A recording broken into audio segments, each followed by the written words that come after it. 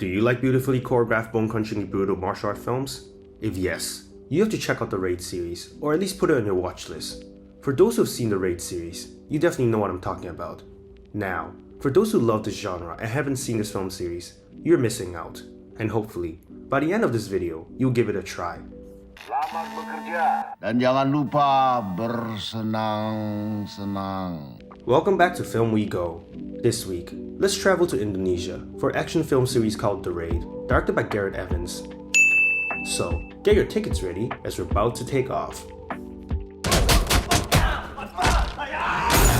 Over the years, the Raid series has gradually gained a following, but I'm still surprised how it hasn't reached a wider audience. So, today, I'll share two films with you, The Raid 1, aka The Raid Redemption, and The Raid 2, an action film series that has now become a favorite of mine.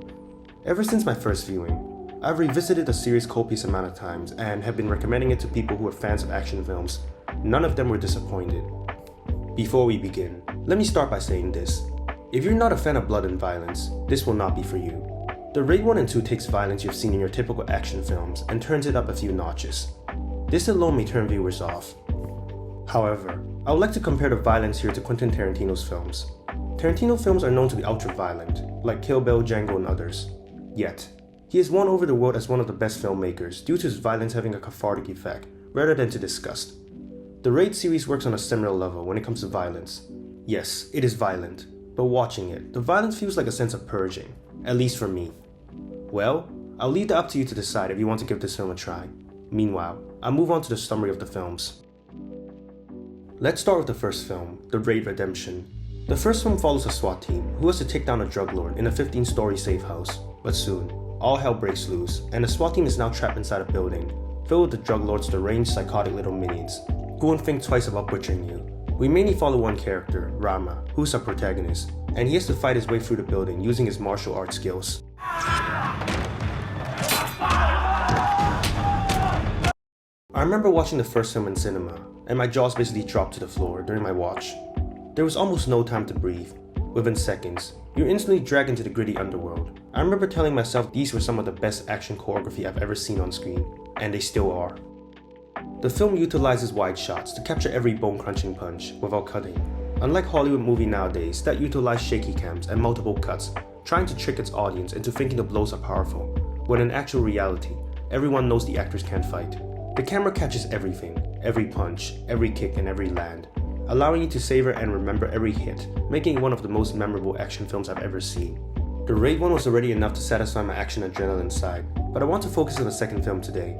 A few months after the first film, I found out that they were making a sequel, and of course, it became one of the most anticipated films for me.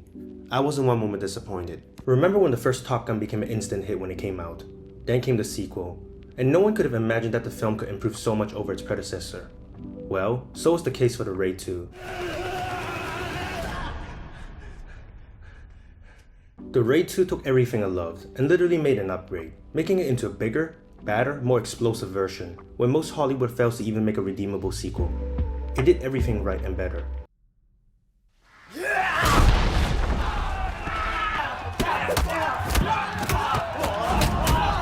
Fun fact, The Raid 2 was supposed to be the first film, but the director Gareth Evans didn't have the budget, so instead, he switched the storylines around.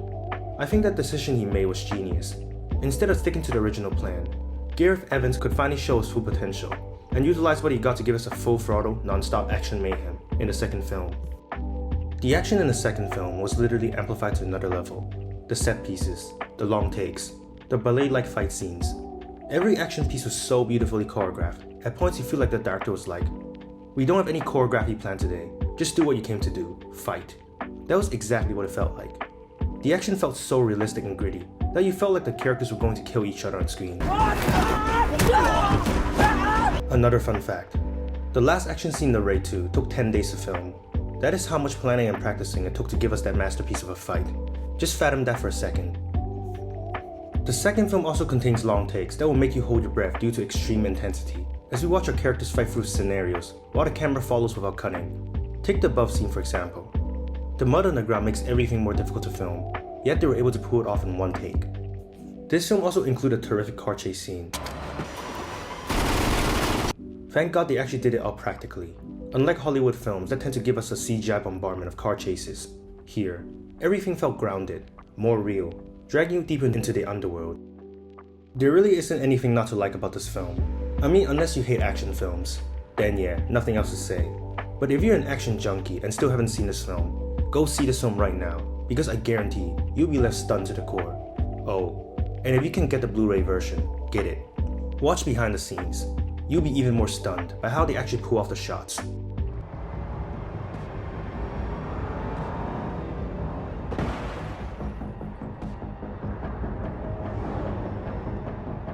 I always hoped that one day the Raid 3 would be made, but in an interview, Gareth even said he was done with the Raid series and wanted to move on to other projects. I honestly respect that. The fact that he was willing to venture out and try something new, instead of milking the series just for the money's sake. But hey, Gareth, honestly, if you change your mind, I'll always be here waiting, and I'm sure a lot of fans will too.